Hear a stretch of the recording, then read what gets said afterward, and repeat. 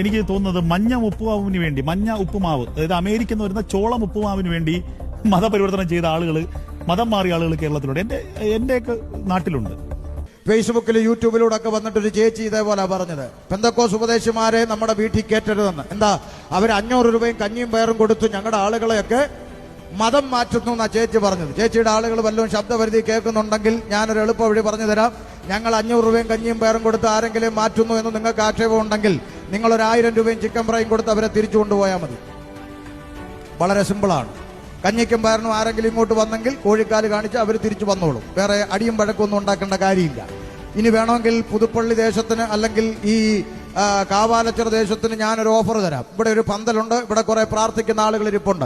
നിങ്ങളൊരു കോഴിക്കാലോ അല്ലെങ്കിൽ 1000 രൂപ 2000 രൂപ കാണിച്ച് ഈ പന്തലിന്റെ അകത്തുനിന്ന് ഒരു 50 എണ്ണത്തെ കൊണ്ടുപോകാൻ നിങ്ങൾക്ക് ഒക്കുമെങ്കിൽ നിങ്ങൾ കൊണ്ടുപോയിക്കോ. അതിന്റെ പേരിൽ നാളെ ഇവിടെ ഹർത്താലില്ല, നാളെ ഇവിടെ അടിയും വഴക്കും പ്രശ്നമൊന്നുമില്ല. ഞങ്ങളും പ്രാർത്ഥിച്ചുകൊണ്ടിരിക്കുന്ന അങ്ങനെ കഞ്ഞിക്കും പയറിന് വേണ്ടി വന്നതൊക്കെ തിരിച്ച് പോകണമെന്നാണ് ഞങ്ങളും പ്രാർത്ഥിച്ചുകൊണ്ടിരിക്കുന്നത്. അങ്ങനെ വന്ന എത്ര എണ്ണം പോയി, ഇനിയും കുറെയൊക്കെ പോകാൻ ഉണ്ട്. പോകട്ടെ എന്ന് ഞങ്ങൾ പ്രാർത്ഥിച്ചുകൊണ്ടിരിക്കുന്നത്. ഇതിന്റെ അകത്തുനിന്ന് ഒരു 50 എണ്ണത്തെ കൊണ്ടുപോകാൻ ഒക്കുമെങ്കിൽ കൊണ്ടുപോയിക്കോണം. നമുക്കാർക്കും അതിനകത്ത് പ്രശ്നമൊന്നുമില്ല.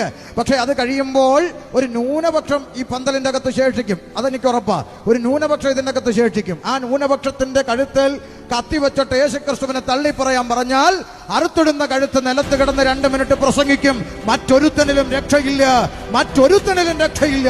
മാനവജാതിക്ക് രക്ഷ പ്രാപിപ്പാൻ ആകാശത്തിന്റെ കീഴിൽ മനുഷ്യരുടെ ഇടയിൽ യേശുക്രിസ്തു എന്ന ഏകനാമമല്ലാതെ മറ്റൊരു രക്ഷാ മാർഗമില്ലെന്ന് 2 മിനിറ്റ് പ്രസംഗിച്ചിട്ട് തല അവിടെ അവസാനിക്കത്തുള്ളൂ.